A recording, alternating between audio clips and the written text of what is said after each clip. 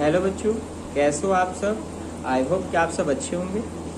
तो आज हम इलेक्ट्रोस्टैटिक्स जो हमारा चैप्टर चल रहा है, आज हम उसका लेक्चर नंबर 6 में इलेक्ट्रिक फ्लक्स के बारे में हम लोग स्टडी करेंगे और गॉस लॉ। तो गॉस लॉ पढ़ने से पहले हम एक उसके सॉलिड एंगल का आपको आवश्यकता पड़ती है। तो सॉलिड एंगल का कॉन्सेप्ट हम लोग क्लियर करेंगे। पहले सॉलिड एंगल होता क्या है, फिर उसके बाद हम गॉस लॉ बताएंगे। ठीक है, तो सबसे पहले गॉस लॉ नहीं, आपका इलेक्ट्रिक फील्ड आपको पढ़ना, इलेक्ट्रिक फ्लक्स। ठीक है, इलेक्ट्रिक फ्लक्स आपको पढ़ना बहुत इंपॉर्टेंट है। तो पहले इलेक्ट्रिक फ्लक्स होता क्या है मैं उसको बता देता हूँ, फिर उसके बाद सॉलिड एंगल का कंसेप्ट हम क्लियर करेंगे, फिर उसके बाद गॉस लॉ की स्टडी करेंगे। ठीक है, इलेक्ट्रोस्टैटिक्स के यदि लेक्चर नंबर 4 और 5 नहीं देखे हैं तो प्लीज़ आप पीछे वाले अपना जो मैंने वीडियो अपलोड किया इलेक्ट्रोस्टैटिक्स का वीडियो नंबर 4 और 5 आप उसको जरूर आप स्टडी करिए, तब आपको क्लियर समझ में आएगा कि इलेक्ट्रिक फ्लक्स और आपका गॉस लॉ थ्योरम अच्छे से कंसेप्ट आपको क्लियर होगा। ठीक है, तो आप उसको देख सकते हैं। तो आइए देखते हैं कि गॉस लॉ थ्योरम होता क्या और इलेक्ट्रिक फ्लक्स। ठीक है, वैद्युत फ्लक्स या इलेक्ट्रिक फ्लक्स क्या होता है कि वैद्युत क्षेत्र में किसी पृष्ठ को रखने पर उस पृष्ठ के लंबवत गुजरने वाली वैद्युत बल रेखाओं की संख्या को वैद्युत फ्लक्स कहते हैं। ठीक है, इसे फाई ई से प्रदर्शित करते हैं। यह एक अदिश राशि यानी कि स्केलर क्वांटिटी है। ठीक है, इलेक्ट्रिक फील्ड में किसी सरफेस को रखने पर उसके परपेंडिकुलर, ठीक है, यानी कि सरफेस के परपेंडिकुलर पास होने वाली इलेक्ट्रिक फोर्स लाइन की जो संख्या होगी उसी को हम कहते हैं वैद्युत फ्लक्स। यह एक स्केलर क्वांटिटी है और इसे फाई से आप रिप्रेजेंट या प्रदर्शित करते हैं। ठीक, यानी phi is equal to area vector E dot A होता है। ठीक, तो ये आपका वैद्युत फ्लक्स जो है, वैद्युत फ्लक्स बराबर एरिया इनटू आपका electric field E vector E dot ए वेक्टर। ठीक है, अब देख लेते हैं कि ये आपका कोई सरफेस है, किसी पृष्ठ को आप रख दिए हैं। ठीक है, आपका एरिया यानी ए, ये आपका इलेक्ट्रिक फील्ड है। तो इस एरिया यानी कि सरफेस से परपेंडिकुलर, ठीक है, परपेंडिकुलर डायरेक्शन में जो आपका इलेक्ट्रिक जो फोर्स लाइन है यानी कि वैद्युत बल रेखाएं हैं उसकी जो संख्या होगी वही आपका इलेक्ट्रिक वैद्युत फ्लक्स कहलाता है, यानी कि इलेक्ट्रिक फ्लक्स कहलाता है। जैसे आपका ये मान लेते हैं एक सरफेस है, ठीक, और ये आपका इलेक्ट्रिक फील्ड है। तो इस सरफेस के अलोंग यानी कि इस सरफेस के टुवर्ड्स कितने आपके जो वैद्युत फ्लक्स है 1 2 3। तो जो बल यानी कि कितनी लाइंस पास हो रही है इस सरफेस से 1 2 3, यानी कि जो फ्लक्स का मान होगा वो कितना होगा 3।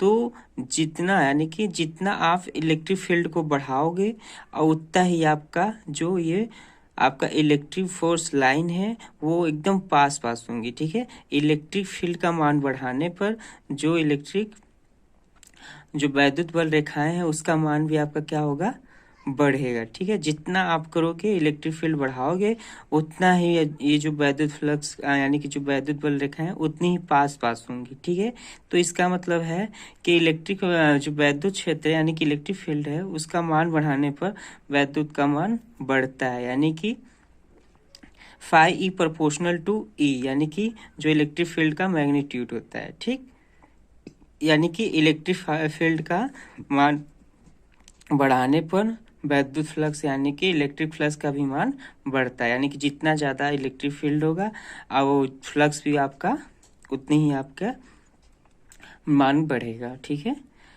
और जैसे जैसे आप इलेक्ट्रिक फील्ड को बढ़ाएंगे वैसे वैसे आपका इलेक्ट्रिक फील्ड की जो डेंसिटी होगी वो बढ़ेगी, जिसके कारण आपका इलेक्ट्रिक फील्ड भी आपका वैद्युत फ्लक्स भी बढ़ेगा।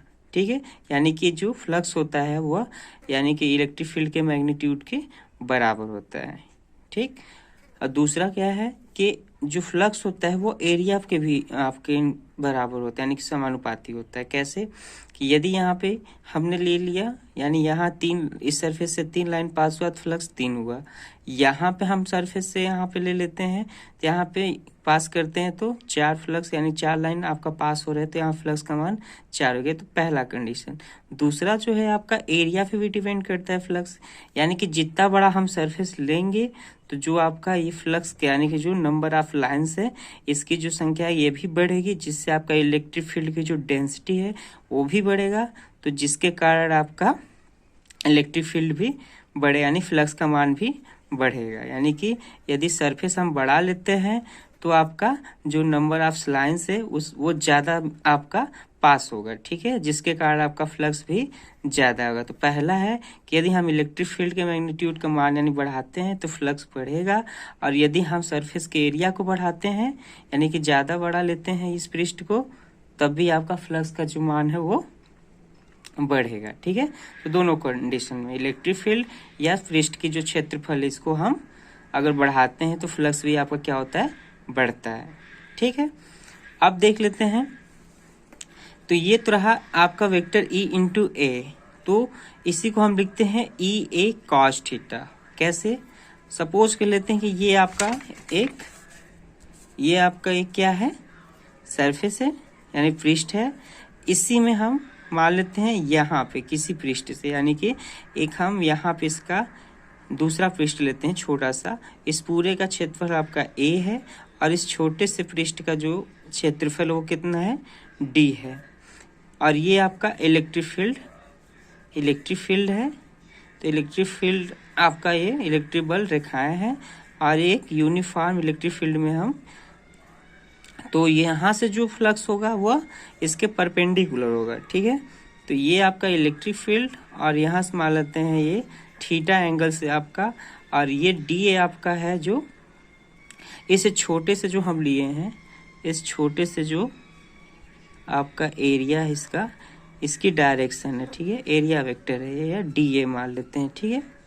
तो यहाँ पे यदि हम यहाँ पे थीटा एंगल बनाते हैं इसका कंपोनेंट लेते हैं तो इस साइड आपका ई साइन थीटा और यहाँ पे हो जाएगा ई कॉस थीटा, ठीक है। तो यहाँ हम क्या बोल रहे हैं कि फ्लक्स क्या होता है कि सरफेस के परपेंडिकुलर गुजरने वाले, ठीक है। तो यहाँ से देखा जाए तो ये आपका इसके परपेंडिकुलर ऊपर यानी कि ई कॉस थीटा ही डिपेंड्स करेगा, गुजरेगा। ई साइन थीटा नीचे की ओर है यानी ये नहीं होगा, तो फ्लक्स किसके कारण राइज होगा, इसके कारण, यानी कि ई कॉस थीटा, ठीक है, यानी कि एरिया वेक्टर के एलोंग। तो पहले हम छोटे से, ठीक है, फॉर स्मॉल सरफेस, यानी इसके हम फ्लक्स इसके कारण निकाल लेते हैं। तो छोटे से पृष्ठ के कारण जो छोटे पृष्ठ का जो इलेक्ट्रिक फ्लक्स होगा, यानी कि यहाँ पे जो होगा डी है, तो फ्लक्स यहाँ पे आपका क्या है, डी फाई मान लेते हैं। इस छोटे पृष्ठ का जो सरफेस है कितना है, डी फाई, यानी उसके कारण होगा तो ई इंटू डी ए, यानी कि इलेक्ट्रिक फील्ड इंटू आपका ए फाई। यहाँ पे आपका फ्लक्स छोटे से पृष्ठ के लिए ले लेते हैं डी फाई, और आपका जो आपका एरिया वो डी ए स्मॉल, ठीक है, स्मॉल आपका जो एरिया है।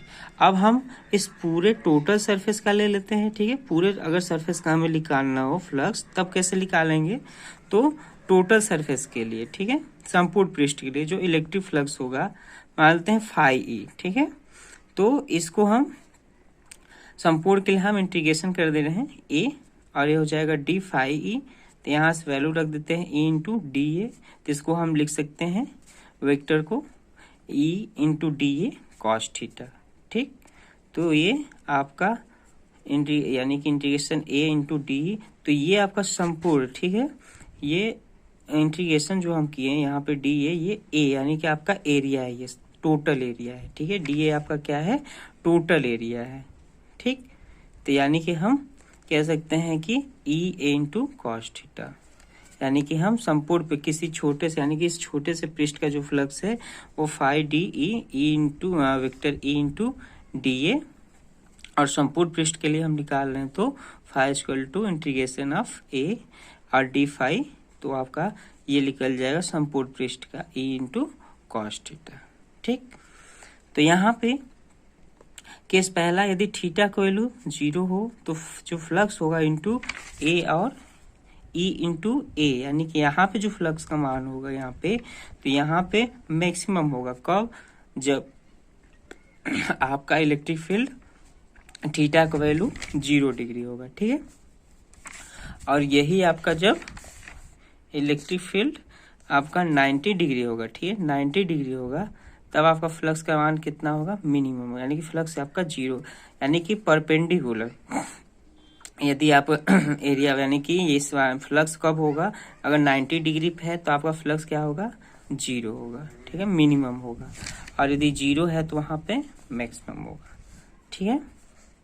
यानी कि अगर थीटा वैल्यू 90 है तो वहाँ पे आपका क्या होगा, मिनिमम होगा, 0 होगा। यानी यहाँ पे देख लेते हैं, ये यहाँ से यदि परपेंडिकुलर डायरेक्शन में होगा तो यहाँ आपका थीटा का वैल्यू कितना होगा, 90 डिग्री। तो यहाँ पे जो इलेक्ट्रिक फ्लक्स होगा पास नहीं होता है, जिसके कारण आपका फ्लक्स क्या होगा, 0 यानी मिनिमम। और यदि ये 0, यदि इस लाइन के यानी कि 0 डिग्री का अगर बनाता है तो यहाँ पे आपको जो फ्लक्स का मान होगा वो मैक्सिमम होता है, ठीक। और इसका यूनिट क्या होती है, newton metre square upon coulomb, newton metre square upon coulomb, ठीक है। तो ये रहा आपका इलेक्ट्रिक फ्लक्स, यानी कि किसी भी यानी कि एक समय यानी कि इलेक्ट्रिक फील्ड के यानी कि वैद्युत क्षेत्र में, यानी वैद्युत क्षेत्र में, यूनिफॉर्म वैद्युत क्षेत्र में यदि किसी पृष्ठ को रखने पर उसके सरफेस के, ठीक है, उसके सरफेस से परपेंडिकुलर पास होने वाले जो वैद्युत बल रेखाओं की संख्या होती है उसी को हम क्या कहते हैं, इलेक्ट्रिक फ्लक्स, ठीक। तो ये रहा आपका इलेक्ट्रिक फ्लक्स। और यदि हम क्यूब की बात करें, ठीक है, यदि हम एक क्यूब ले लेते हैं, ये आपका क्या है, क्यूब, तो ये आपका क्यूब हो गया। अगर यहाँ पे हमको फ्लक्स का मान निकालना है, ठीक है, तो हम आउटर वाले जितने भी है, ठीक है, यानी कि आउटर वाले ये और ये, यानी जितने भी बाहर वाले रहेंगे, ठीक है, जितने बाहर वाले ही रहते हैं उसी का हम फ्लक्स निकालते हैं, ठीक है। बाहर वाले से ही पास होके होने वाली, यानी कि इस डायरेक्शन में देखा जाए तो ये आपका एरिया वेक्टर का डायरेक्शन हो जाएगा और ये आपका इलेक्ट्रिक फील्ड। और यहाँ देखा जाए ये आपका हो जाएगा एरिया वेक्टर यानी ए की डायरेक्शन, और ये हो जाएगा इलेक्ट्रिक फील्ड, और ये आपका एरिया वेक्टर और ये इलेक्ट्रिक, यानी कि हम हर एक का निकाल सकते हैं कि किस डायरेक्शन में आपका। तो जितने यानी कि बाहर वाले पृष्ठ का ही हम निकालते हैं, यदि क्यूब लेते हैं तो बाहर वाले ही पृष्ठ का हम फ्लक्स निकालते हैं, आंतरिक वाले का नहीं निकालते हैं, ठीक है। तो ये रहा फ्लक्स। अब आता है गॉस लॉ, ठीक है। गॉस लॉ क्या होता है, तो गॉस लॉ पढ़ने से पहले एक आपको घन कोण यानी सॉलिड एंगल के बारे में आपको स्टडी करना बहुत इंपॉर्टेंट है, क्योंकि जब आप गॉस लॉ का डेरिवेशन करते हैं तो आपको जब गॉस लॉ का डेरिवेशन करेंगे तो ये आपका सॉलिड एंगल के बारे में जानना जरूरी है, ठीक है। तो पहले आप जो सॉलिड एंगल होता है उसके बारे में आप जान लीजिए कि सॉलिड एंगल क्या होता है। सॉलिड एंगल यानी कि ये आपका 3D है, ठीक है, 3D फिगर में आपका सॉलिड एंगल होता है, 2D में आपका क्या कहते हैं, घन यानी कि एंगल, ठीक है। 2D में यानी देख लिया जाए यदि 2D में कि तो ये आपका एक सर्किल है, और जहाँ पे मान लेते हैं पॉइंट ए और बी, ठीक है, यहाँ से पॉइंट ए और बी मान लेते हैं, जिसका आपका लेंथ कितना है, एल या एल मान लेते हैं, ठीक। और ये आपका क्या है, थीटा, और यहाँ पे रेडियस आपका आर, पॉइंट ओ से आपका ए तक या बी तक की दूरी जो है रेडियस है आपका आर है। तो हम थीटा यानी कोण बराबर, यानी 2D में कोण होता है, तो कोण बराबर होता है आर का अपन रेडियस, यानी कि आर का आपका यहाँ पे कितना है, एल, और यहाँ पे आर कितना है, आर। ये डायमेंशन लेस होता है, ठीक है, यानी इसकी बीमा नहीं होता है, क्यों, क्योंकि यहाँ एल मीटर यानी कि 1, तो 1 रेडियन, तो इसके डायमेंशन यानी कि इसका मैग्नीट्यूड आता है, यानी कि न्यूमेरिकल वैल्यू आता है 1 रेडियन। तो ये हो गया 2D स्पेस में। अब 3D की बात करते हैं, तो 3D में सॉलिड एंगल यानी कि जिसे हम घन कोण कहते हैं, ठीक। मान लेते हैं कि एक आपका सरफेस है, यानी कि क्लोज सरफेस है। क्लोज सरफेस यानी 3D फिगर जिसे कहते हैं, क्लोज सरफेस या 3D फिगर यानी क्लोज सरफेस है। और यहाँ पे हम मान लेते हैं कोई ये आपका सरफेस है, यानी कि आंशिक रूप से जो आपका आंशिक कोई क्षेत्रफल ले लेते हैं। यहाँ बस छोटा सा मान लेते हैं, इसका जो सरफेस एरिया है आपके कितना मान लेते हैं, डी है। ठीक है, एक क्लोज सरफेस है। यहाँ पे हम छोटा सा ले लेते हैं कटान, यानी कि छोटा सा आंशिक रूप से जिसका आपका क्षेत्रफल कितना मान लेते हैं, डी है। ठीक है, यहाँ से काट देते हैं।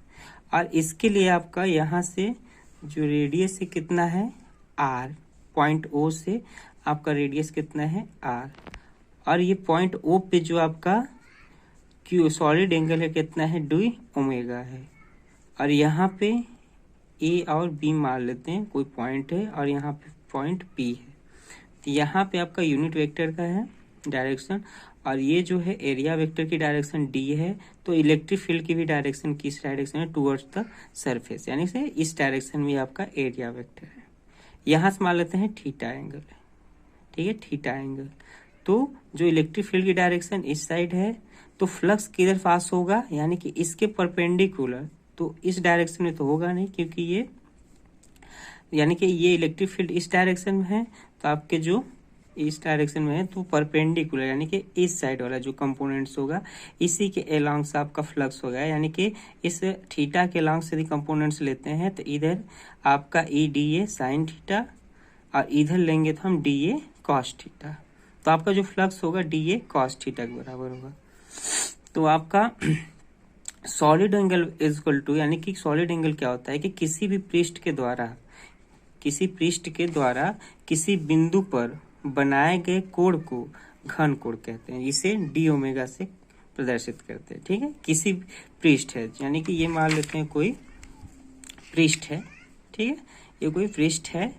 अब इसी किसी बिंदु यानी ओ के कारण, ठीक है, किसी बिंदु मान लेते हैं ओ है, तो जो आपका कोण बन रहा है, यानी कि ये इसी को हम कहते हैं सॉरी, यानी किसी भी पृष्ठ के द्वारा, यानी इस पृष्ठ के द्वारा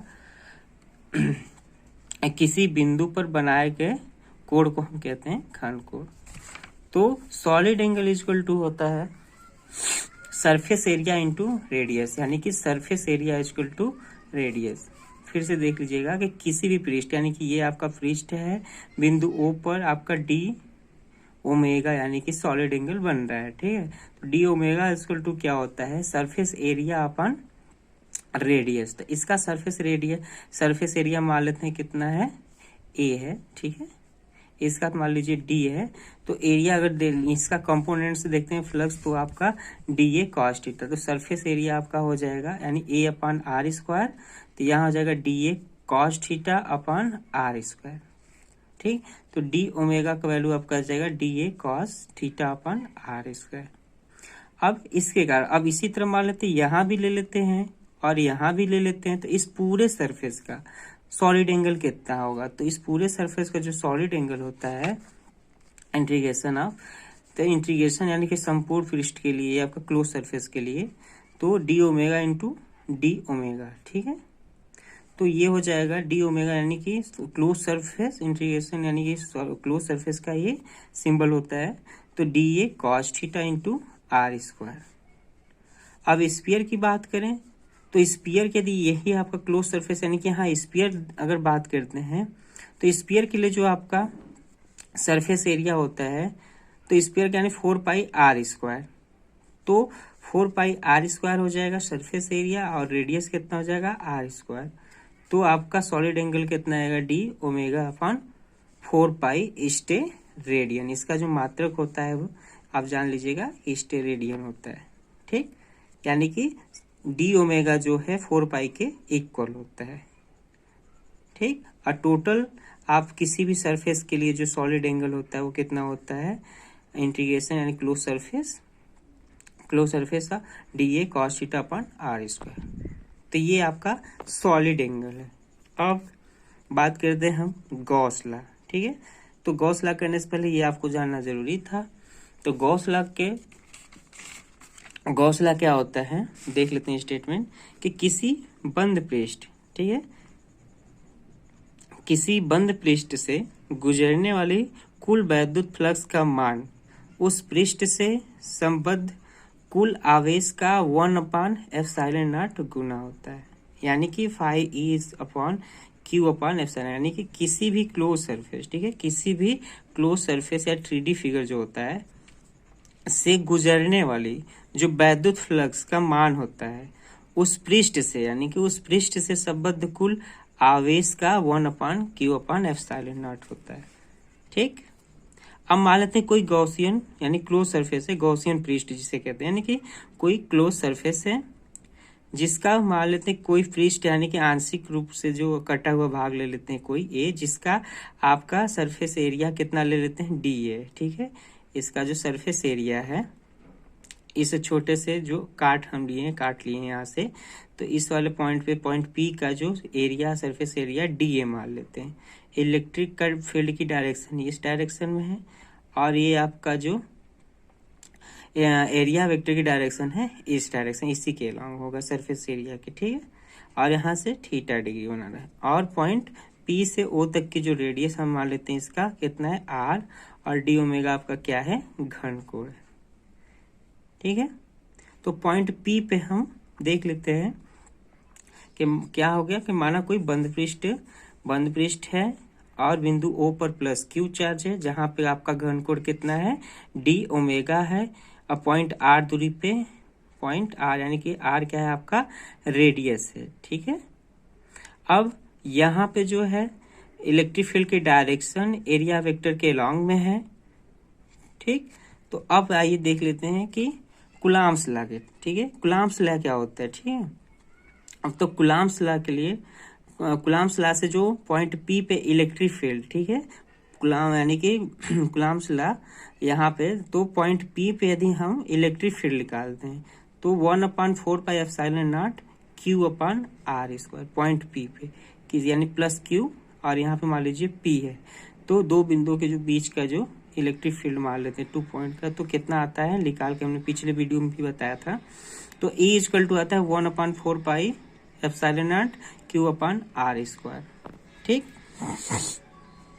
अब जो इलेक्ट्रिक फ्लक्स है, इलेक्ट्रिक फ्लक्स यानी कि अब इलेक्ट्रिक फ्लक्स निकाल लेते हैं इसके लिए। ठीक है, ये जो छोटा सा सरफेस है जो हम लिए हैं, ये पृष्ठ जो है, तो इसके लिए जो इलेक्ट्रिक फील्ड होगा क्या होता है डी के लिए, तो आपका इसके लिए अगर लेंगे तो D phi into E D A cos theta, यानी कि डी ए वेक्टर, तो ये हो जाएगा E into D A cos theta.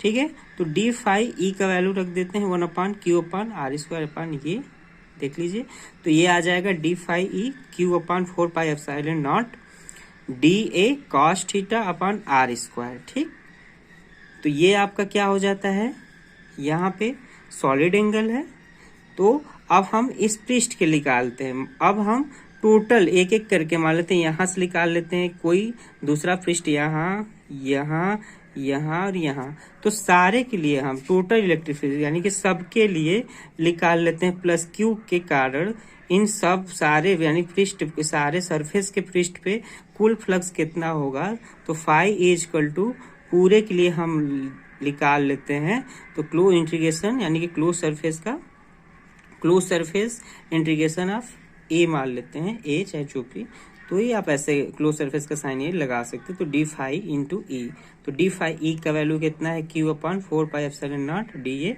Cos theta.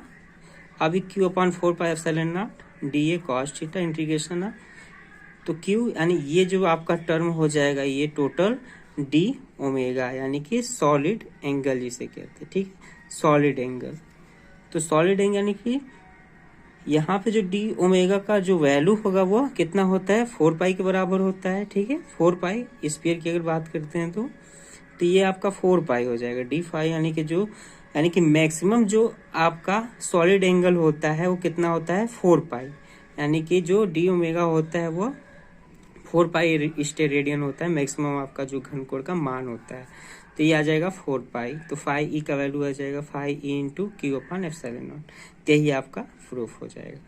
तो ये रहा आपका गॉस लॉ। तो एक बार फिर से देख लेते हैं कि किसी बंद पृष्ठ से गुजरने वाले कुल वैद्युत फ्लक्स का मान उस पृष्ठ से संबद्ध कुल आवेश का एप्सिलॉन नॉट गुना होता है। ठीक है, किसी कोई गॉसियन पृष्ठ है जहाँ पॉइंट ओ है प्लस क्यू चार्ज है, और इसके कारण पॉइंट ओ के कारण आपके पूरे सरफेस में इससे गुजरने वाले जितने भी फ्लक्स होगा उसका हम निकाल लेते हैं।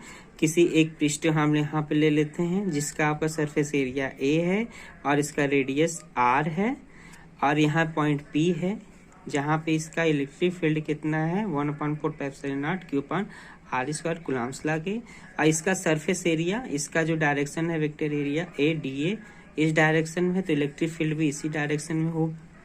ठीक है, तो ये आपका डेरिवेशन रहा गॉस लॉ का।